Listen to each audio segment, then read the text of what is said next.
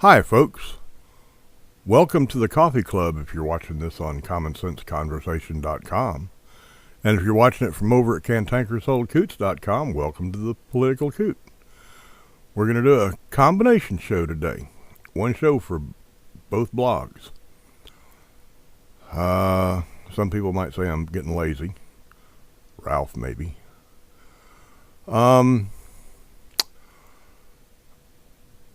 I'm doing the same show for both because the focus over at the Coffee Club is always serious politics, dead serious politics. And the focus over at Cantanker Sold Coots tends to be taking a somewhat humorous look at what the government does. And we try to keep it light at Cantanker Sold Coots. And the fact is, for the last 3 weeks, I hadn't done a thing on either one of them. I've got a reason and I've got an excuse. The excuse is I've been pretty covered up with a project that I've been working on. But that's an excuse because I could have put it down long enough to keep the weekly show going. The reason is because for the first time in a long time, old Bob is speechless. Now, I know anybody that knows me finds that hard to believe, but I don't know what to do a video about, or I didn't. See, every time I thought I had something else would come along. It's been pretty busy in politics lately, what with the presidential election coming along and with congressional investigations into members of the House of Representatives out in California giving their husbands' banks stimulus money, and the Keystone XL pipeline, and Fast and Furious. And every time I'd settle on something I wanted to do a post on, either a humorous post at the Coots or a dead serious post over at the Coffee Club. As soon as I'd settle on something else would come along. And I have sort of felt overloaded. And it kind of got me speechless. I didn't know what to pick. Well, day before yesterday, I was watching TV. And I was watching Fox News. And with the recent deaths of some journalists in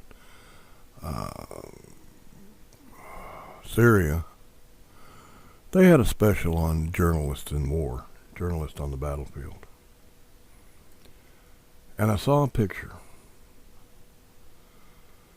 And they gave the picture name and that it was a Time magazine picture. And after the show, I looked it up. Now, if y'all are like me, you're not really happy with what's going on in this country right now. Matter of fact, nobody can be happy. Conservatives certainly can't be happy as we slide towards socialism. And the people on the other side can't be happy because we're not sliding fast enough to suit them. So everybody's kind of angry right now. I know I am. I'm pissed. But it was hard to take and put your finger on one thing. Here's what has me pissed. There's so much stuff out there that has me pissed that, like I say, I kind of locked up. I had the video version of Writer's Block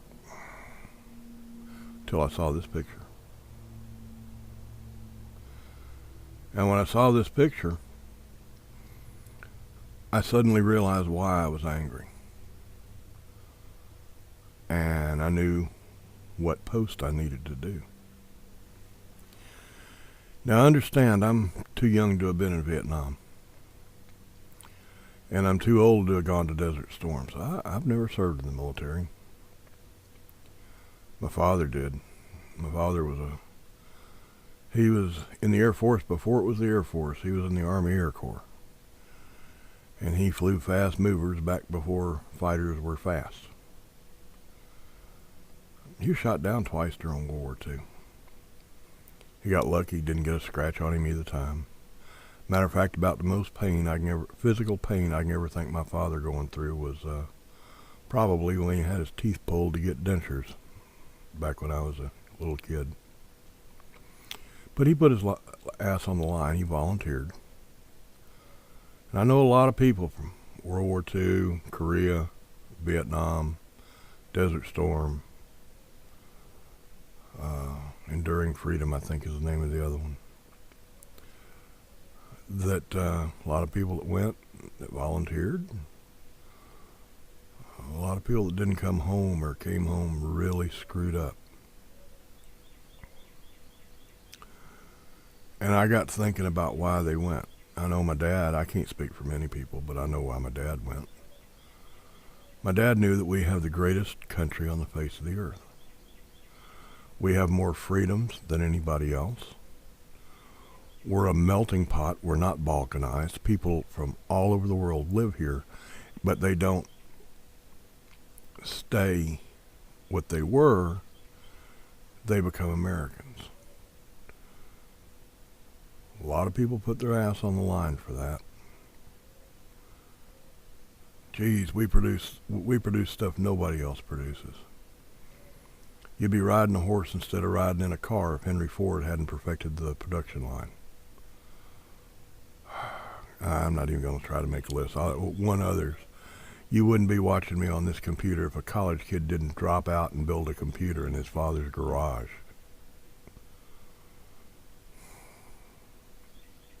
People died for that. They died for a country where opportunity was available to everybody.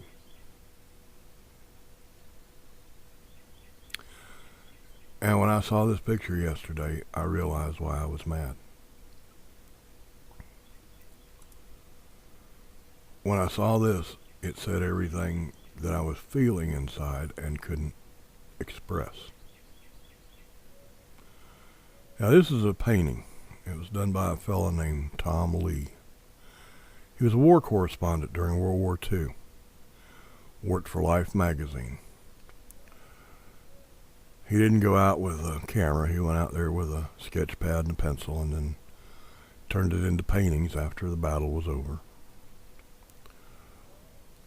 He trained with the Marines. He was equipped like a Marine, except his weapon was a pencil and a sketch pad. And he and the Marines he was with were invading a small island in the South Pacific, an island called Peleliu. It was a battle where the United States Marines lost 1,121 men, and over 6,000 were injured. There had been 10,000 Japanese holding the island. All of them died.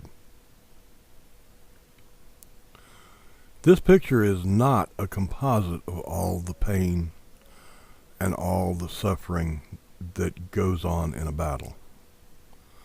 This is a specific incident, just like the picture had been taken with a camera. You could think of Tom Lee as a court reporter in battle. I want to read you what he wrote about this picture. I fell flat on my face just as I heard the whish of a mortar I knew was too close. A red flash stabbed at my eyeballs. About 15 yards away, on the upper edge of the beach, it smashed down 4 men from our boat. One figure seemed to fly to pieces. With terrible clarity, I saw the head and one leg sail into the air. I got up, ran a few steps, and fell into a small hole as another mortar burst through dirt on me. Lying there in terror, looking longingly up the slope for better cover, I saw a wounded man near me, staggering in the direction of the LVT. His face was a half-bloody pulp, and the mangled shreds of what was left of an arm hung down like a stick as he bent over in his stumbling, shock-crazy walk. The other half of his face that was still human had the most terrifying look of abject terror I've ever seen. He fell behind me in a red puddle on the white sand beach. This isn't the composite of everybody that hurt in that battle. This is one guy.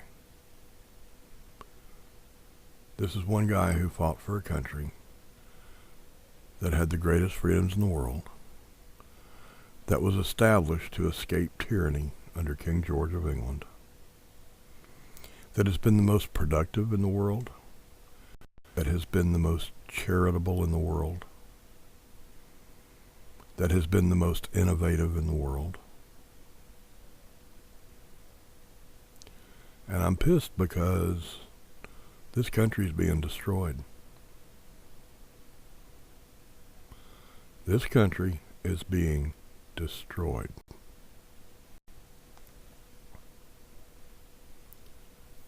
We have a president and an attorney general who intentionally facilitated the purchase of guns by Mexican drug cartel leaders, knowing they would be used in crimes, knowing people would die because of it, so that they could make the statistics of crime by guns that cross the border be high enough to give them an excuse to shit on the Second Amendment some more.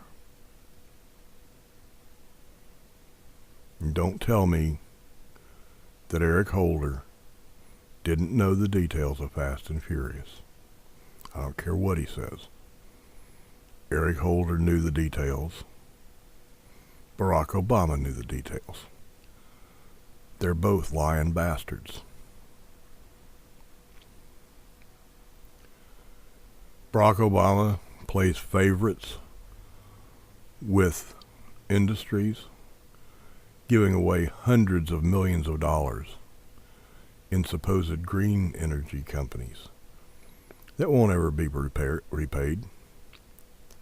Solyndra, $535 million, bankrupt, closed, 1,100 people out of jobs. He gives money to Fisker, an electric car company in Finland. Stimulus money that's to create jobs. I thought it was to create U.S. jobs, not jobs in Finland.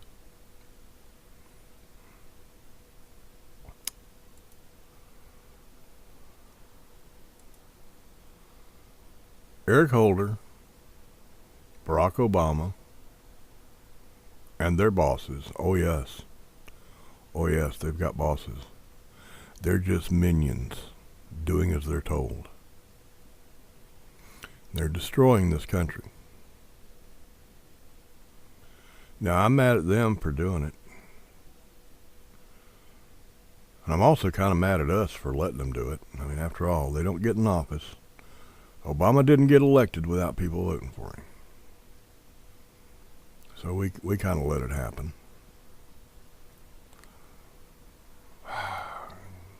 You know who I'm really mad at, though? Before the election, a lot of people figured he'd go this way, but he hadn't actually done anything.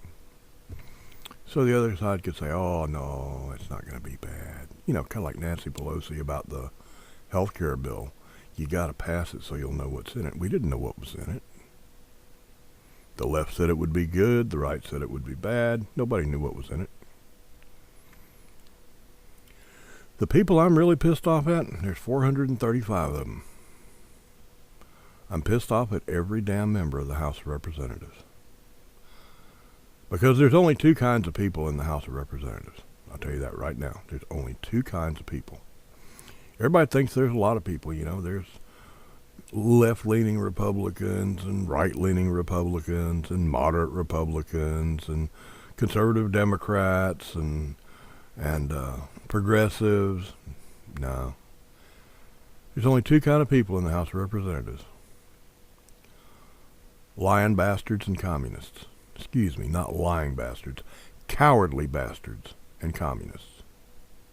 Because if you believe in what is happening to this country, you're a communist. If you believe in Barack Obama, you're a communist. You can look at any definition of communism. Everybody says we're going toward European socialism. Oh, hell no, we're going way past that. We're going to Marxism. So if you're for Barack Obama, you're a communist. And if you're against Barack Obama, then you're a damn coward. Because he has given plenty of reasons, plenty of legitimate legal reasons to bring impeachment hearings against him. And Eric Holder, for that matter. And not one of you cowardly bastards has had the guts to file impeachment papers. You know he's doing wrong. Everybody knows he's lying through his damn teeth about Fast and Furious by way of Eric Holder. They both knew about it. He has instructed the Justice Department not to enforce certain federal laws that he doesn't like. His oath of office says he will uphold and defend the Constitution and laws of the United States of America. So when he tells the Justice Department not to enforce something, he's violating his constitutional obligation. Impeach the bastard. If you're a member of Congress, if any member of Congress stumbles across this, you got to go look in the mirror and you got to decide, which are you? Are you a cowardly bastard or are you a communist bastard? Because that's all that's in the House of Representatives right now. Now, you communist bastards, you're not going to leave that. You're going to stay like that. You cowardly bastards, you can get out of that group. You can get out of that group real easy. All you got to do is have the guts to do what's right.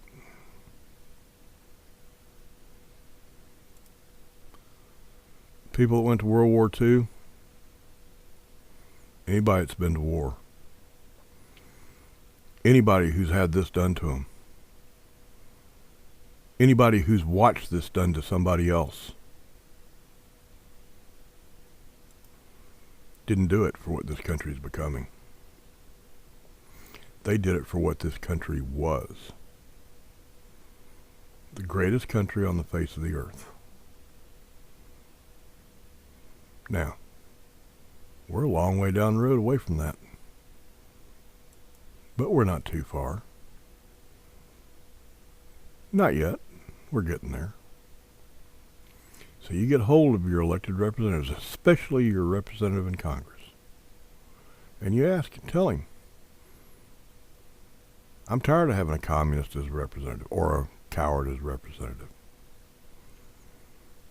You communists, you're gone. Next election, you're gone. You think 2010 was bad? Watch 2012. And you cowards, you son of bitches are gone too if you don't grow a spine. You just tell them, hell, print out a print of this picture. There's going to be a larger copy of this picture down there below the video and a copy of what I read you that the artist said about it.